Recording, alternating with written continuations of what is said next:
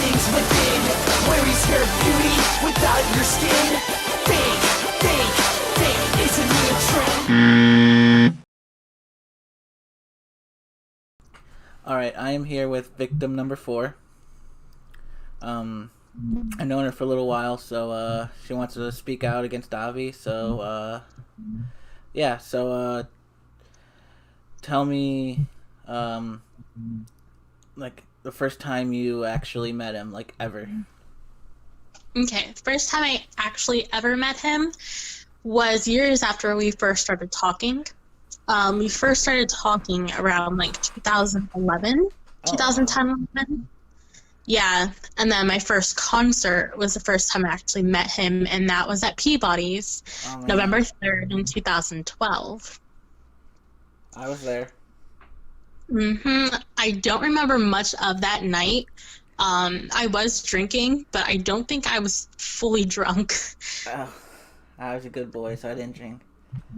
Oh, can't say the same, but I definitely had a few drinks. I had sent you those tweets from the night of the concert, and I honestly have no recollection of those. So I had no clue what was going on.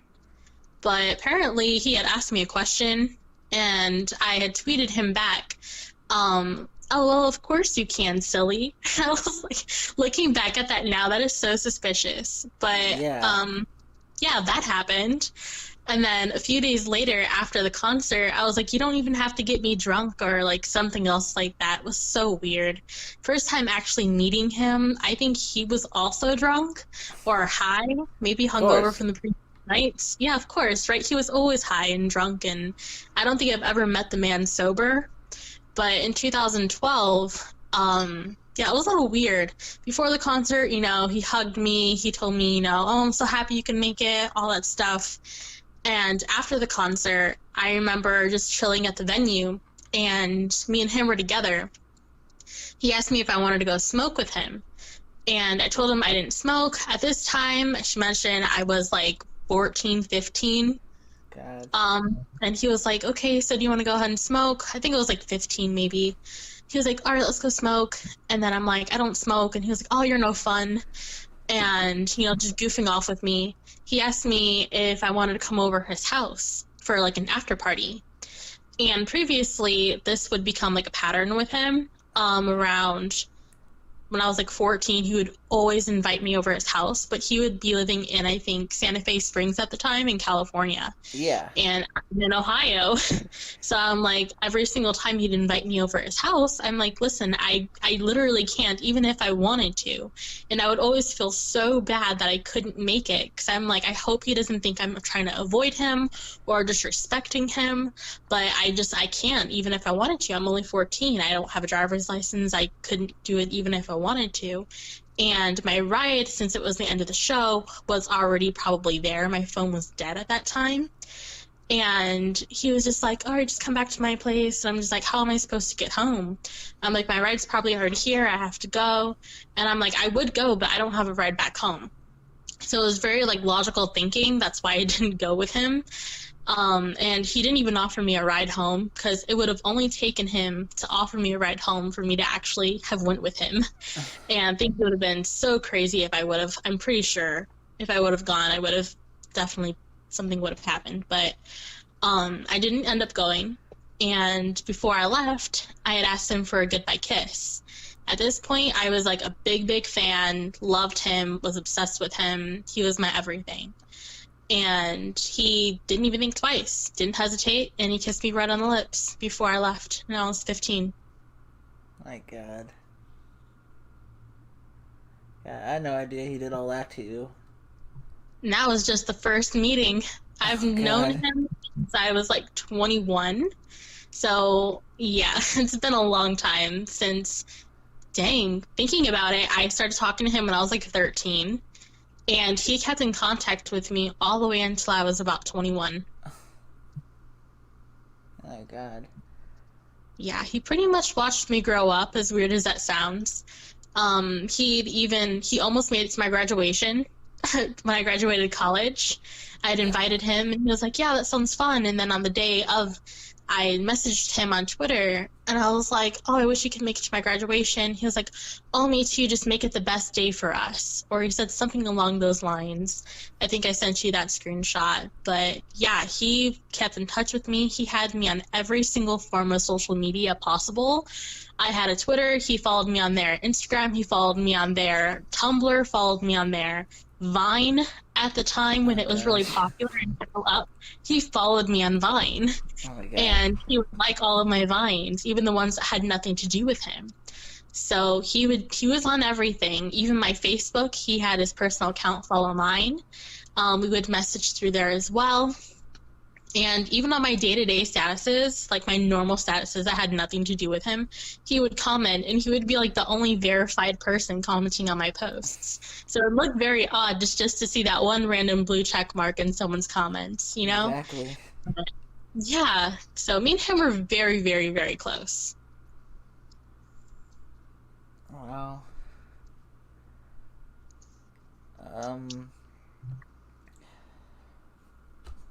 Can't think of anything else here. So I guess continue on. Like the other times that you saw him. Oh, Like, of course. Story like chronological. Okay, I can try being as chronological as I can here, but I've gone through about 7 to 8 of their concerts, and after a while, I'll kind of blend together.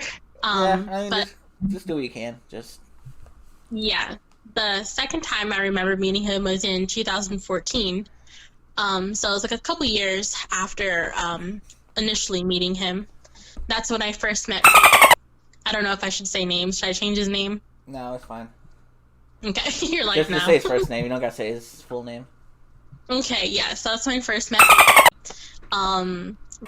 Actually started buying me drinks somehow. I don't even know how old he is, but at that time he would get me my drinks, and in exchange for drinks, I would kiss him, and that's how I would repay him for my drinks. I don't know That how is he how did me and that. him.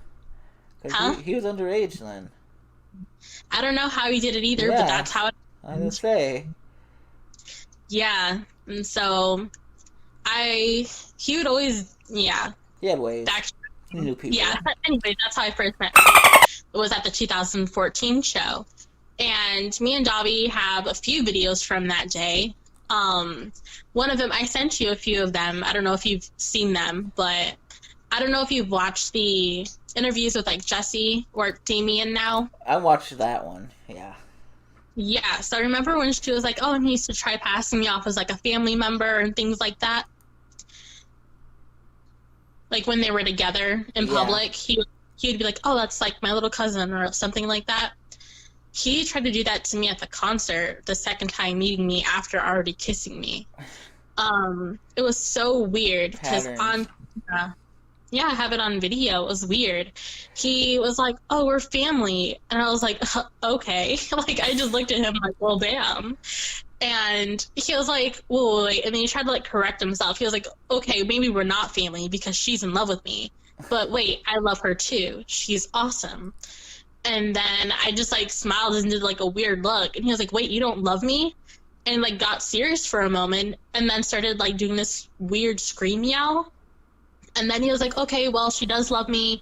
And then he was like, peace, love, and wear a condom. But in person, I heard, I'll wear a condom. But on video, it sounds like he's saying, wear a condom. Oh, okay. So that is like really weird, considering I was maybe 16 years old at the time. Yeah, this is some crucial information here. Yeah, we're family. Alright. What? All right. Maybe not family because she's in love with me.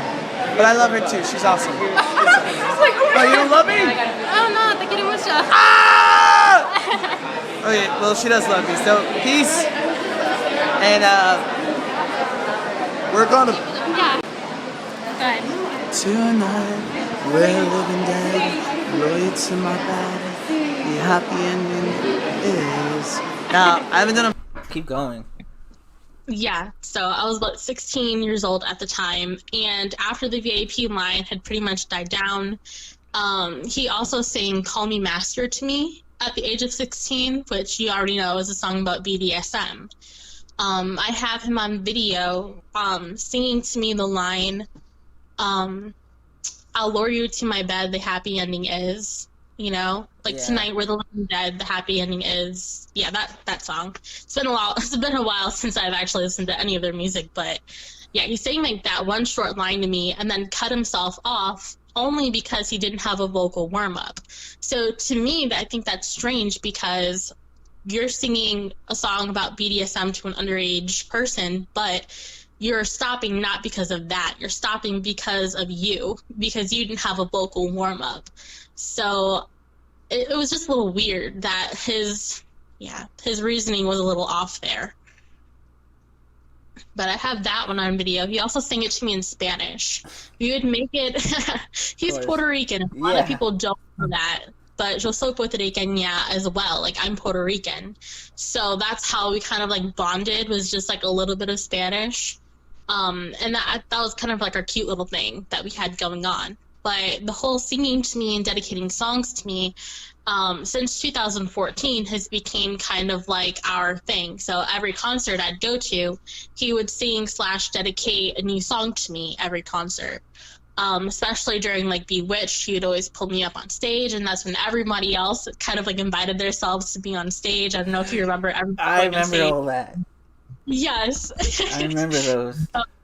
Everyone would go on stage and rush up, and then he'd always promise every time he'd pour like blood in the crowd, he would purposely try to avoid me because he knew I would be dressing, you know, for him.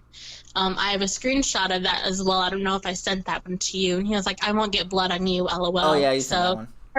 Yeah, he purposely looked out for me in the crowd. He would spot me out in the crowd as well. But just things like that. And after that concert, we ended up making out again. Our kind of like makeout spot was by the stairs. You're familiar with the Agora Ballroom layout, but Yes. You know where like bathrooms are in the back where they usually have the VIPs, and there's always that like staircase there? Yeah.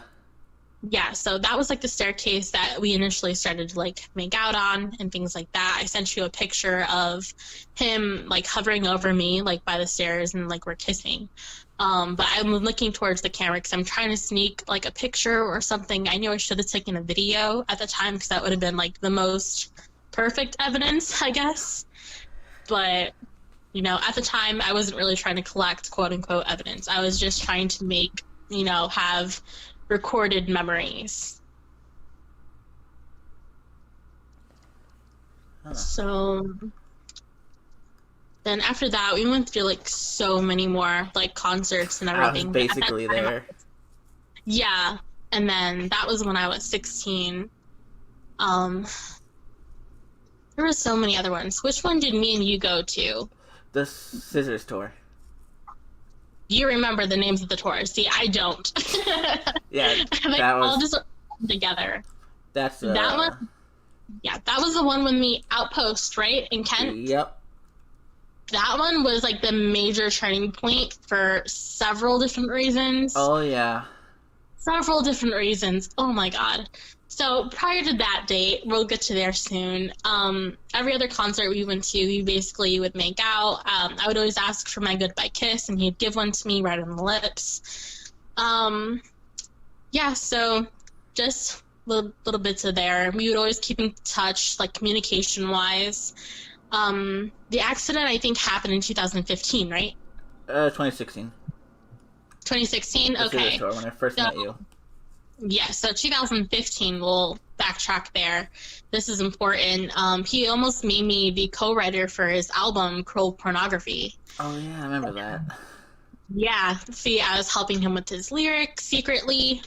It was all through via Facebook, and I had him on like a snippet of him asking me for the lyrics. So if he ever tries to deny it or sue me, I actually have video proof of him saying, send me the lyrics through Facebook. And then I have screenshots of like our conversation. So a lot of people, when I'm speaking out to reporters, like a lot of people around me are like, wait, you should be careful what you say. He could sue you. Number one, you can't sue anyone if they're telling the truth. Yeah. And if you also have proof to back it up. So pretty much everything I'm telling you, I've sent you screenshots of, or as close as proof as I could get. So if there's any denial, I have as much proof as I can to back up. Yeah, what there's I'm a saying. lot in here. I'm looking through it as you're talking.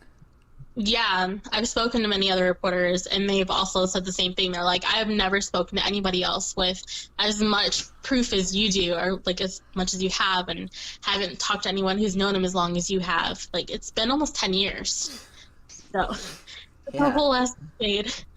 But yeah, so backtracking, he always made me his co-writer.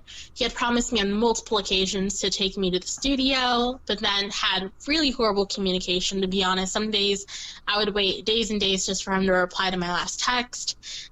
He was a mess. He really was. He always claimed to be busy. He claimed to make me his priority, quote unquote, his words. He was like, I'll make you a priority. I'll have someone pick you up, even if I can't pick you up. He stood me up 3 days in a row. He told me, all right, just meet me at the studio. And I'm texting him. I'm like, okay, what studio?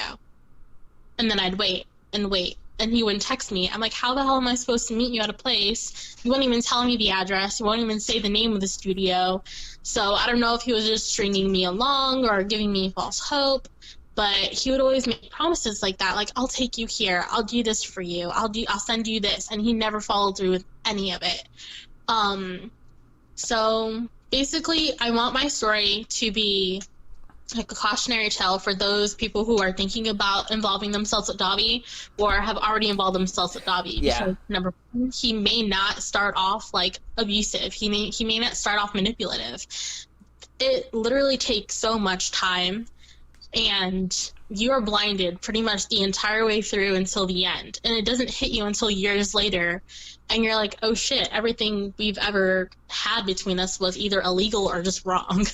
So that is basically what happened to me. And I think that's why so many victims or so many people who have experienced things with Dahvie are just now beginning to speak out. Because that shit doesn't really hit you. It doesn't really process until it's real over. So me being young, at this time I think I was like 18, and he's promising me all these big dreams because he knew it was like a dream of mine to get into music, to sing, to write, to tour with them, to be a part of what he was with, you know, like all of the music scenes. I know I traveled with you and Ricky a year later to the Kent, but I started doing that with multiple bands, like opening bands, how you guys have Toxic Waters. I'm like, hey, I would contact you guys. I'm like, can you pick me up for this show? I would do the same thing for other bands that I knew. I'd be like, hey, I know you guys are performing. Do you mind just scooping me up and bringing me with you? So I try to get into the music scene as much as I could, try to build connections. Yeah. So I got in really good with Dahvie, and he was just like, yeah, help me write, you know, you saved a song, all this stuff. I sent him so many lyrics that I originally wrote. So everything had like my heart, my soul into it, and the album was called Cruel Pornography. So of course the lyrics were going to be a little bit more mature, a little bit more sexual than any of their past material, and he made that to be a point. Like, I wanted my stuff to knock his socks off. And as you see by the screenshots, he was like intense. You know, he was using words like that to describe what I've written him. And I was like, yeah, I could see you guys singing this song. And he's like, yeah, you're totally right. Because it was so obscene and so crazy at the time that I'm pretty sure, like, yeah, that probably would not have been an all ages show if he actually would have used my content.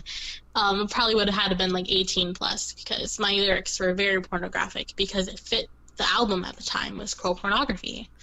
But time passed and he's had the lyrics all, and I'm like, will I get credit for this? And he was like, I'll put you down as a co-writer when the album releases in the fall. And I was like, okay, that sounds great. And he was like, I might just have to switch up a few lyrics so it can fit like with the current songs that I'm writing. And then I was like, okay, that works. But now thinking back on it, that was a jip, because I wrote all the songs. He would probably just change a few words and then put me down as the co-writer, when in reality, he was the co-writer to my songs. So I felt that was like really weird. But, you know, me being 18, I'm just like, I'll take whatever at this moment, you know? And in the end, I wrote him later, and I'm just like, okay, so how's everything coming along? And then he was like, oh, I decided to use my own lyrics.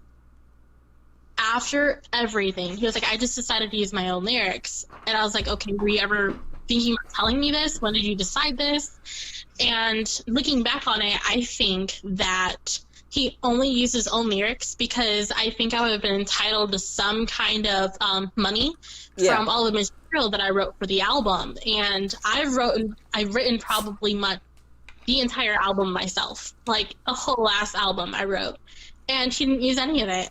And I don't think it's fair to say he didn't use any of it because I haven't listened to his music since about 2015.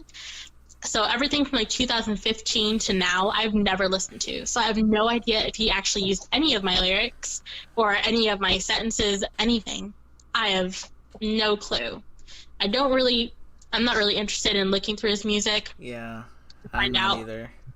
Yeah, but yeah, that's something. Ugh. But anyway, 2015 was around. Me, you, Tyler, we all go. Yeah, that was in June. Yeah, 2016. We go to Kent. That was really crazy on its own. You know, I try to stay sober at night. I couldn't drive, so I feel like that's really important. Like, I wasn't able to drive throughout all of this time meeting Dahvie. I had no license. Yeah, same. Man, it was a mess. Such a mess. Yeah, drinking. Yeah, remember when he was like, I drive better when I'm drinking? Remember when he said something like that? Yeah. Like, no. Yeah, and like all the signs were there. But anyway, that night just progressively got worse and worse. It really did. So at the end of that concert, I don't remember really what happened in the beginning of that concert, like pretty much at all. Oh, wait, actually, no. Yeah. I mean, I could say some stuff that I remember. Well, I think, you went off on your own. Yeah. And I kind of drank in the car, and then I just, I just basically hid outside the whole time. Yeah. Other than when we performed. First time. Yeah, it was my first time going to Kent. It was interesting. It really was. I think, wasn't James there too? Yeah, James was there. Yeah, but didn't he fall asleep, like, drunk? I mean, we had him, like, a teepee bed. I don't even know what happened. I don't even remember. He fell asleep, like, drunk in the grass, and I remember making him, like, it was me and this one other girl, made him, like, a bed out of toilet paper, so he could, like, sleep on it in the grass. Like, we were so kind. Like, our friends in the grass, and we're like, we got you, bro. But, no, I don't remember too much that happened in the beginning of the concert, like, at all. I just remember the end, because I feel like that's the most important part. Yeah, this is detail that should be shared. Yeah. Involving us. Yeah, most definitely. It was so crazy, and it was a big turning point in the whole thing with the relationship between me and Dahvie and everything. I feel like this was definitely the turning point. So at the end of it, you know how I said, like, after all of the concerts, we would share, like, one special goodbye kiss. Yeah. I had walked up to him when we were all getting ready to leave. I think Ricky was making out with that random girl with a really long white wig in the car. I remember that. Like what? Yeah, and they just had met. But, yeah, anyway. So I remember that much, and I go to Dahvie, I'm trying to, like, find him to tell him, like, okay, I'm getting ready to leave, you know, ready for my kiss or whatever. So I find him, and he's with, like, a little group of people. I don't remember who, or I don't even know who the people were. But I had asked him, I was like, oh, can I get a goodbye kiss? You know, usually it just happened like that. I was very forward with it. And then he looked at me, and he's clearly, like, out of it, and he's like, listen, idiot, if I kiss you, I might give you herpes. He was like, if I kiss everyone in here, I might give you herpes. Oh, he mentioned something like that to me, too, because, I'm like, I made out with somebody. He's like, don't get herpes. Mm-hmm. I told him that day, because I made out with a girl, too, that day. Yeah, so he was like, if I keep kissing everyone, I might just give you herpes. And then that kind of, like, made me so confused. And I was, like, heartbroken at that, you know? So I'm just chilling on this side of the Outpost, the venue, for those of you guys who don't know. The venue was called the Outpost, so I'm just chilling on the side of it, you know. I don't know if you were in the car with them, but I know they were passing around, like, the same bottle of alcohol that Ricky had in the car. I know that you guys were just drinking in there, so I just decided to chill out on the side of the venue. It was closing time, so it was probably around, like, 2 a.m. or so, because we always stayed the venue, like, completely closed down. But I had saw Dahvie actually exit the door behind the venue, you know. And so he's actually coming out with two girls. And I can't even say, I can't attest for their ages, but they definitely did not look 18. Yeah, so it was weird. And he saw me, and I'm over here just like looking really depressed because, you know, I just got denied a kiss from someone who always kissed me, you know what I mean? Yeah. Kind of hurt my feelings. And so he looks me dead ass in the eye.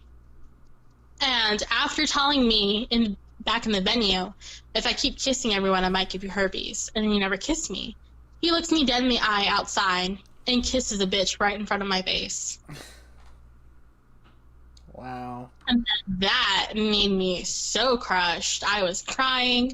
I don't know if you remember, but I had tears in my eyes when I came to the car. I was kind of pissed about something because that's what happened. I don't even know if I told you guys the story, but I was just so fucking out of it. I just wanted to sleep. Yeah, I was out of it too. Yeah, that's why you were like that. Everybody was tired by that point, and yeah, so I decided to just cry myself asleep in the back of the car. And I don't know if you remember, but Ricky had that blanket over all the seatbelts. yeah.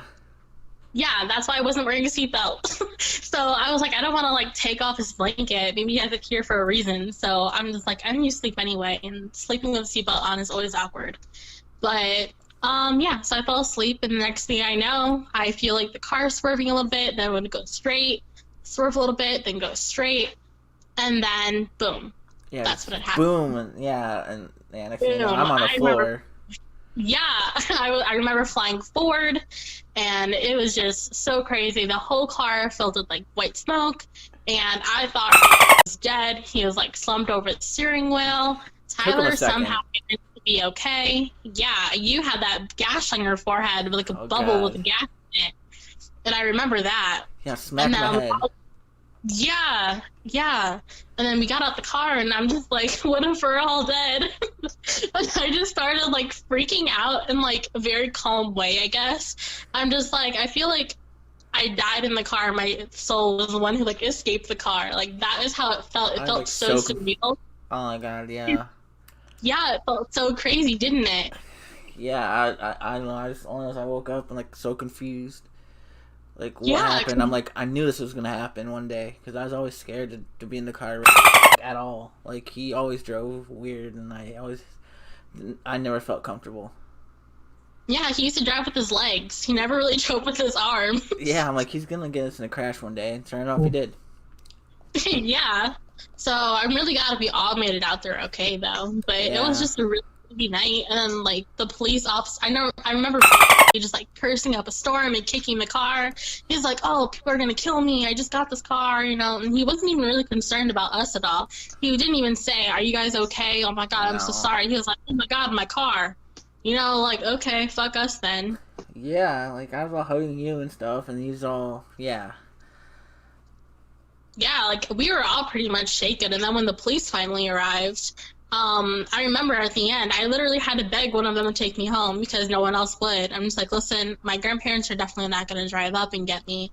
And the police were like, you know, you guys kind of live a little far. I'm like, please, please. Like, you shouldn't really have to beg a police officer to kind of like do that shit for you. I mean, with all of my... I mean, we weren't too far from where you live, because I think it happened around like North Ridgeville area, North Olmsted area. Well, you have good memory. I didn't have my glasses that night. I couldn't read. Oh no, we got on there. It was just past North Ridgeville. Yeah, it was it's on the turnpike. It was just past North Ridgeville area. So it wasn't crazy far from you. Yeah, it wasn't crazy far. The police was just like, I don't know, you guys live kind of far, you know, like, ugh. But then they actually did end up taking me home. I remember calling my mom, and she wasn't even that concerned. I was like, listen, got in a car wreck, might be home a little late. And she was like, well, I left the door unlocked, so hurry up. Like, that was her response to me. And I was just like, well, geez. But yeah, that night was crazy. And then the next morning, I had to wake up and go to college like nothing happened. Oh, God. I slept in so long the next day. Oh, man. Slept the whole day. Yeah, the next 2 days were crucial because that's when I started feeling the pain. And so I was actually had bruises all over my thighs and my neck. I did go to the ER, and they just diagnosed me with whiplash, and that was it. But then, yeah, that was just so crazy though, because he refused to give me any of his like medical insurance information, so that I got billed for over $1,000, and I shouldn't have because my insurance didn't cover, crashes or anything. So it really sucked. And then he temporarily blocked me after doing that really short, not even genuine apology on Facebook that he tagged us all in. Oh, yeah. He was like, sorry.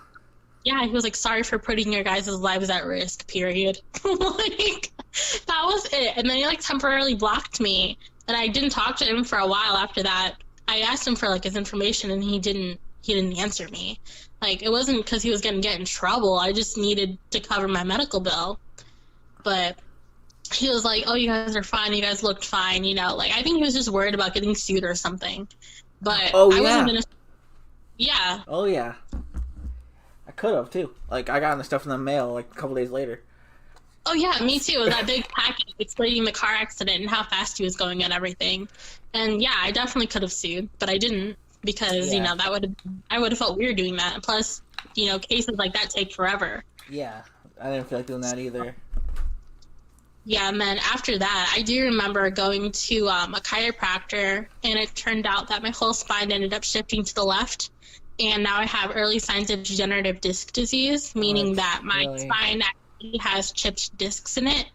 And so on top of the already occurring back problems, that car accident made my condition way, way worse. And the next BOTDF concert that I attended, I remember telling Dahvie about it, and you know what he said to me, like, after I explained everything? What? Well, be careful next time. He's a smart ass. Yeah, I was like, listen, asshole, it wasn't even my fault. Like, I wasn't driving. I literally couldn't drive. I didn't have a license, And it was just, like, really stupid. He was like, well, just be careful with who you drive home with next and stuff like that. And I'm just like, it's not my fault. You're missing the entire point here. Like, I was just looking forward for, like, a hug or just, like, I'm glad you're okay or, wow, that's crazy. Wow, I'm sorry. None of that. He was just like, well, be careful next time. I was like, wow, you're such an asshole. God. But, right. Well, then after that, it just got, like, so weird between us. Like, the dynamic just kind of, like, shifted. And then more distant and more distant. And I'll let you go on with your next question. But, yeah. Okay, so basically you said that, and yeah, that time's when you kind of started really noticing that it was different. Mm-hmm. Yeah, same for me at that time too. I noticed that it started getting kind of weird with him. That's when, like, I don't know, he just started getting really weird. Like, cause I think the show after that is when I went to his house and stuff and all that. Oh, yeah, after, like, the after party, right? Yeah, or he made up things about me and all that. And yeah. It's crazy. And then that's kind of when I started getting involved with the band, because that was around the time I think Jay was leaving, right? Yep. Yep. And then, do you remember when he pulled on stage and then, like, threw him in the crowd to crowd surf and everyone moved out of the way? And you fell? Oh, God. Do you remember that? Wait, not really. You don't remember that? When was that? Well, I don't remember what concert that was, but it was before, like, way before Jay left. But he ended up, like, pulling him up on stage and then, like, throwing him in the crowd to crowd surf, and everyone moved out of the way. Oh yeah, I remember that. That was just too funny. This plays in my head and I just laugh. I know I shouldn't laugh, but that was actually really unfortunate and really funny. But it just, like, really astounded me that he ended up weaseling his way into the band after Jay had left, because I thought it was, like, really weird, because I was there at the bar when Jay was there and he was drinking, and he had mentioned something in he was like, hey, I like your screams, and Ricky was like, thanks, man, being all buddy with him. And then little did Jay know that would actually be his replacement, like, after he left. It's temporary replacement. Yeah, like, damn, what a thing. And I think Felicia ended up leaving the band too, the merch girl who did the drums, and then she ended up covering the drums and screaming.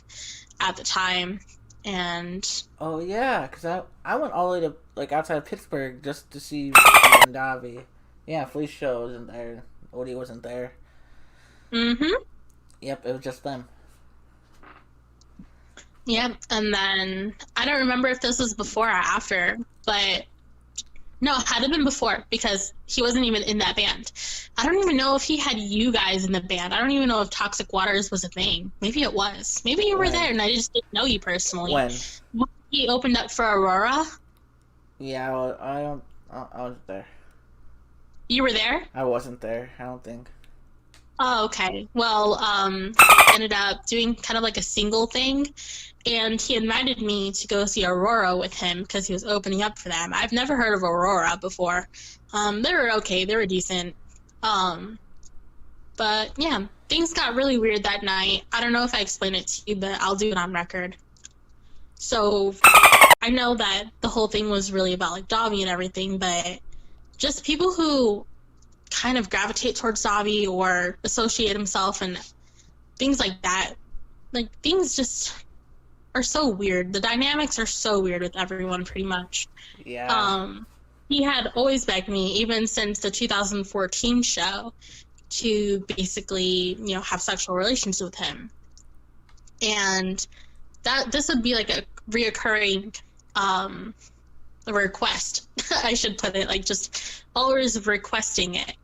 And I'm like, listen, I don't find you attractive. I don't love you. Like, I was very upfront about it. And you would think with someone that upfront, you really wouldn't want to be anything more than friends with, because they clearly don't reciprocate the same feelings towards you, you know? So he ended up, after he opened up for Aurora after the show, he had some guys pick him up. And I went with him because, you know, he was my ride. And we ended up making out in the back of the car. He ended up exposing himself to me and having me touch it. But I had flashbacks to when I was 15 and I was made to do something that I didn't want to do in a hotel with a man that was more than twice my age. So previously, when I had met Dahvie, this assault had already happened. So I was having flashbacks of the assault while being with and me saying no so many times, and he wasn't really listening or didn't really want to hear me. He would just continuously kind of make advances towards me.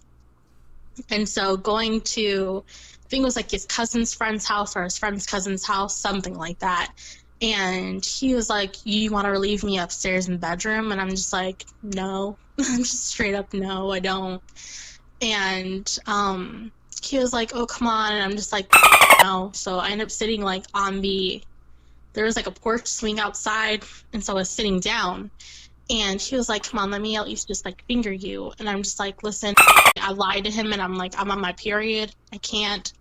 Like, I'm not in the mood. And you'd think after saying no so many times and even lying and saying like, listen, I'm on my period, you'd think the dude would get a hint, take a hint, and just stop. But no, he don't care. No, he was very, very, very persistent. And he was just like, listen, I'll put a condom over my fingers if that helps you feel better. Oh my God. Right. And I'm just like, no, I don't want to do this. So then he takes me to the bathroom, and then he's like, how about we just make out some more? I'm like, I guess, whatever, you know? So I was like compliant, but not really consenting.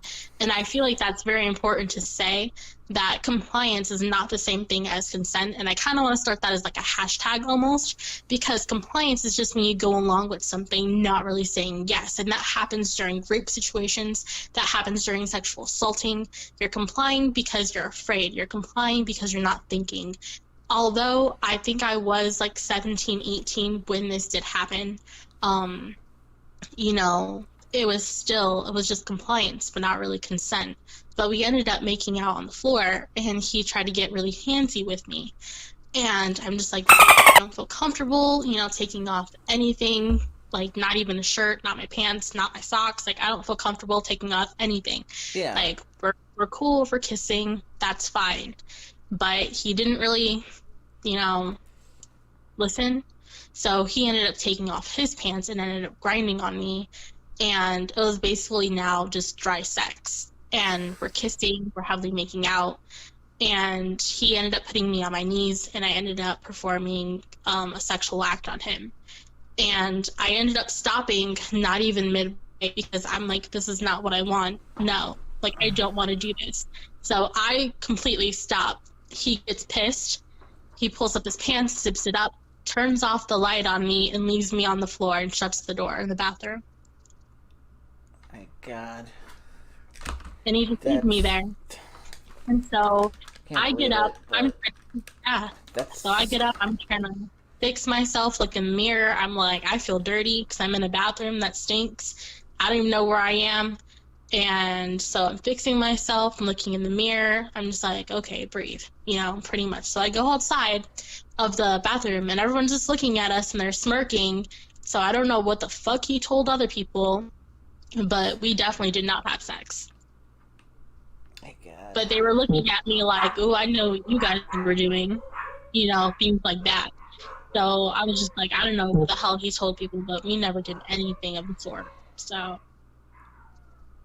but I don't even know if that's categorized as assault or even harassment minimum. But that was crazy how many times I had to say no and still ended up following through with everything because the pressure was ginormous. He was so persistent. Yeah. Like he didn't take no for an answer. And then he involved himself with Dahvie, and Dahvie's popular for doing that stuff. You know what I mean? You've seen the interviews. Oh, You've probably read the interviews. And so this all comes full circle, and they're working together. They're touring together. And just imagine how many other girls were probably in my position with her as well. So and Dahvie were very similar in so many different ways, Yeah, like I don't want to say any bad things about her, but yeah. Yeah, definitely.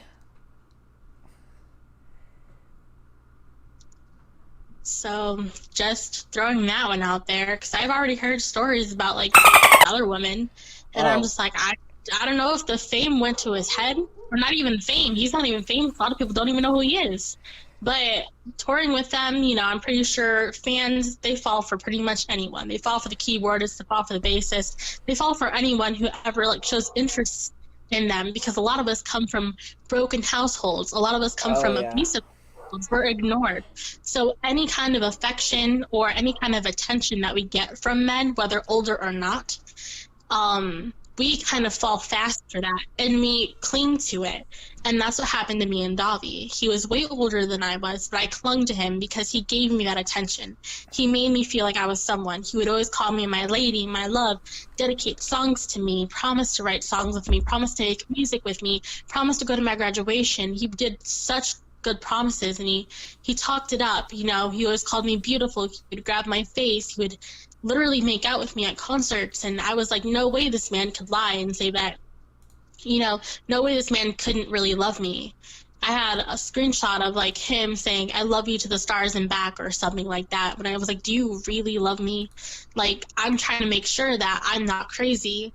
I'm just like, you say you love me, you say, I'm special, you say that, we have something, but yet you're saying that to every other girl, So I feel like that's really important to note, that a lot of people right now that he's reaching out to on social media, all these 16-year-olds that he's reaching out to, 14-year-olds, they're in the same position I was in. So I hope when they hear this, they know that, okay, wait, he's doing that to me too. He's doing this to me too. So I really want them to actually know that, he's doing that to everyone else as well.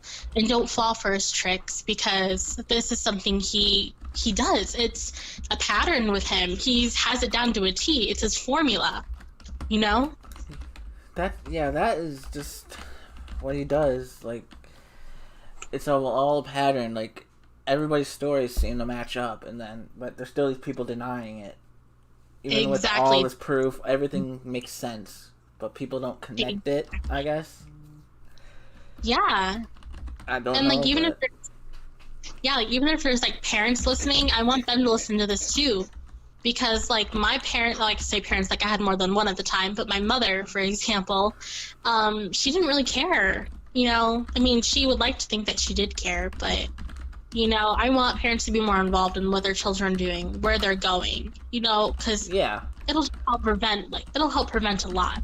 Because at the time when you're a child, you think you're grown, you think you know what you're doing, you know, so you feel like you don't need anyone's approval or anyone's supervision. But honestly, when you get older, you're gonna look back and think, wow, I was in some really fucked up situations that I really wish someone would have actually taken action instead of just telling me, hey, you shouldn't be doing that, because you know you're very rebellious at that age. I just want parents to know just to get involved with what their kids are doing, watch what they're listening to, you know, ask questions, go with them to the concerts at least. You know, you don't have to hover over them 24/7, but just go. Scope out the scene. Yeah. You never know. They might end up in the bathroom. For real, yes. I've heard Or multiple the green room. stories. Oh, yeah. I've heard multiple stories of stuff going on in those Fucking places. green room. Yeah, the green room. Yeah. That is the place. Oh, Yep, my if God. he invited you to the green room, you already knew that A, you were going to be assaulted, or B, you were probably going to end up, you know, fucked in multiple ways. Yeah. In all sense of the word.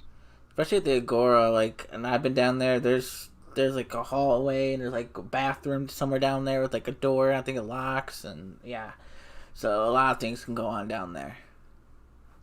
Most definitely. So when exactly did you officially like drop him? Dang. It had to have been when I was either 20 or 21. And this was right after the fight with Fallon. Do you remember Fallon? Yeah. Oh, what a peach she was, wasn't she? Do you remember that one tour where, I'm not going to name any names, but I think you know who I'm going to allude to. Me and her hung out the entire night. Wait, hold on. Let me think who that is, but okay, I'll leave it at that. So anyway, me and her hung out the entire night. Her name was on the blacklist. You're familiar with the blacklist?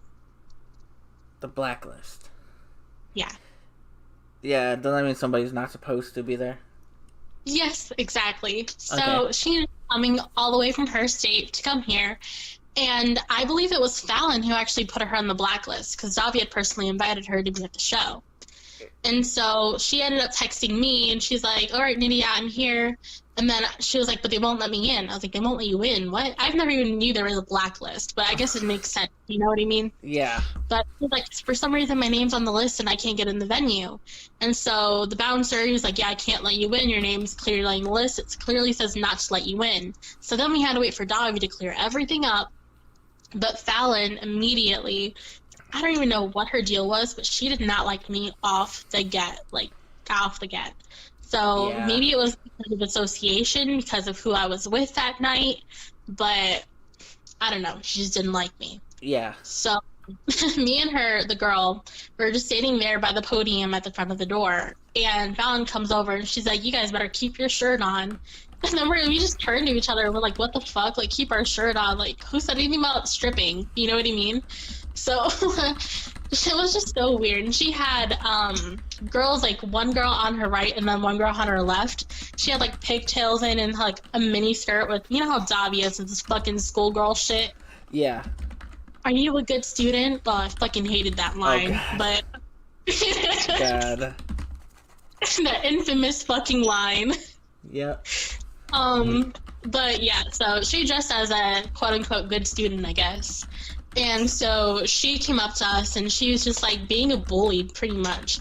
She was like, you guys better keep your guys, like, I don't know, it was something really weird. Like, I'll be watching you. And she really did. She watched us that entire night. And then me and my friend just like chilled at the bar, and then Dahvie called me over. I don't know if it made her feel a weird way because he like specifically singled me out. And then I'm like, yeah, what's up? And he was like, hey, I missed you, you know, all that stuff. And I was like, I'm glad you can make it. And then we ended up taking pictures and all that stuff, and then we hugged, kissed, whatever. And then he was with Fallon at the time.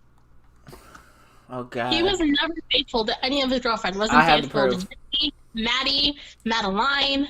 I don't know if you remember Madeline, but he was never, like, it was weird. He dumped Maddie from Madeline, and then I think Fallon was next. Yeah. So Fallon was the last I remember. But it was just so weird. She watched us the entire night. And then, like, an hour later, he comes back up to me, and he's, like, frantic. And he's like, where have you been? And I was like, what do you mean, where have I been? And he's like, I haven't seen you all day. And I'm like, we literally just took pictures, like, an hour ago, dude. I'm like, what do you mean you haven't seen me all day? Like, he was always very, like, weird. Like, I don't know. But I sent you, like, screenshots, and everyone was like, he was always, like, around you. Like, he always kept you close, and things like that. Like, the majority of people's, like, witness accounts all kind of lined up. He was like, I remember him always keeping you really close to him. So, like, God forbid I fucking disappeared for an hour. He's like, I haven't seen you all damn day, you know, all this stuff. And he, like, rushed in, like, he hugged me, and I'm just like, okay, are you scared? Like, what? He never even clarified what the situation was about, but he, like, freaked out. So I don't know if it was about Fallon or what, because it was weird. But after the show, everyone was, like, pretty much leaving, so it was really late. Fallon is pissed drunk. He's drunk. Me and my friend are just, like, chit-chatting, and then Fallon comes up steaming towards us. And she goes to punch my friend and ends up knocking out someone behind her. And we all, like, were just like, oh, man, what the fuck? You know what I mean? It caught us completely off guard because everything was completely chill. So then Dahvie's just watching, and he's not doing anything. Like, he's just watching. He's like, oh, man, cool. Bitches are fighting over me type thing.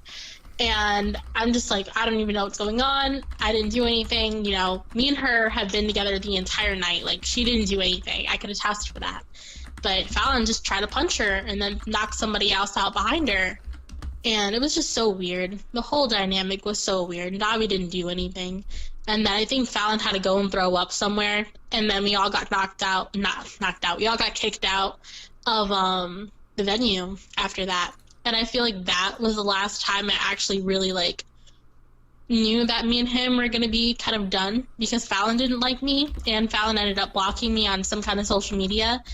And shortly after the last concert, this wasn't the last one. I think I went to, like, one, maybe two more shows after that, alone without my friend.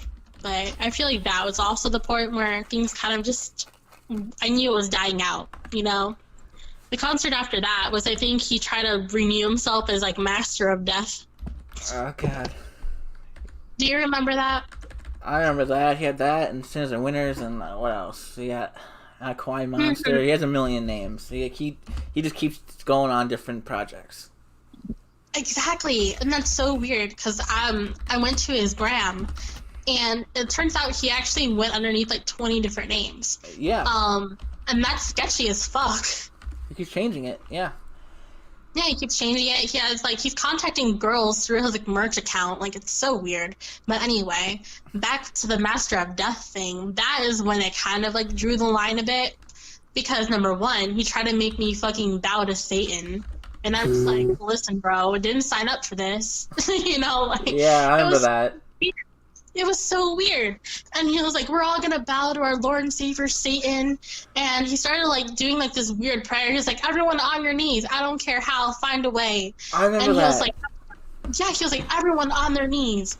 And then he was like, we're gonna do a prayer to Satan. And then he started, like, doing this weird chant shit. Then he did, like, live sacrifices on stage where he, like, poured blood over everyone, him and Fallon. And I'm like, all right, this shit's getting a little fucking weird. Yeah. And that's kind of where I, like, drew the line. I was just like, this is weird. But I ended up recording, like, a good portion of it because I was just standing up recording him. And he was like, everyone put away your phones. Like, he looked at me directly. He was like, everyone just put away their phones. He was like, why is everyone always trying to record everything? And he was like, you guys are living your lives through your phones and you're never in the moment. He was like, live in the moment with me. You know how he always talks? He's always fucking, like, manifest and all that shit. But he was like, everyone just put away their phones. Stop recording and living through your phones. And he looked directly at me and he, like, waited for me to put away my phone. But I acted like I did. And he was like, everyone bow. And then I'm like, okay, this is really fucking weird. So I tried crouching down so I'm not, like, the only fucking one standing. And then it was just so weird. And then everyone claimed to have seen Satan. Do you remember that?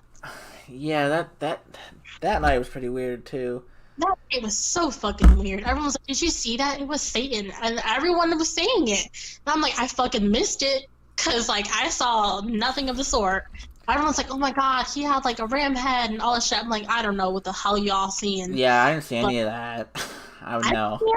He was like, everyone was talking about like seeing Satan like in the real, and I'm just like, I didn't see anything. I can't say I did because I didn't, but it was just really, really weird. And then after that day, like I felt weird after that because like he singled me out for standing and not bowing. He was like, I saw you not bowing. Like, why are you gonna make me look bad? I'm like, I'm not making you look bad. I'm not gonna fucking bow to Satan, man. Like, it's not what I signed up for. It was so weird. But I feel like that's kind of like where we had the biggest falling out. Then my friend at the time was always making statuses either on Twitter or Facebook about like how horrible Dahvie was treating her and how horrible her life was because of him and how he would steal his credit card and steal thousands of dollars and go to Vegas with her credit card and spend all her money. And she ended up doing so much for Dahvie, like so much. Oh yeah. And yeah, you know who I'm talking about now, Yep, right? yep. I have screenshots of that, but I want to keep her anonymous with that. But I have proof of that. Exactly. I saved it. Her name. But yeah, so I ended up commenting on one of her statuses, and I said, we deserve better. Just period. And I guess he saw that, or maybe she told him, I don't know. But after that, I feel like that's kind of when I got blocked. And that's when things pretty much ended between us. After I commented that one thing, like, we deserve better. He probably saw this and was like, this fake ass bitch. I thought I was good enough for her, but I guess not. She's a fake fan. She's a hater. And started going off on me pretty much. That's how I feel like that's what happened. But,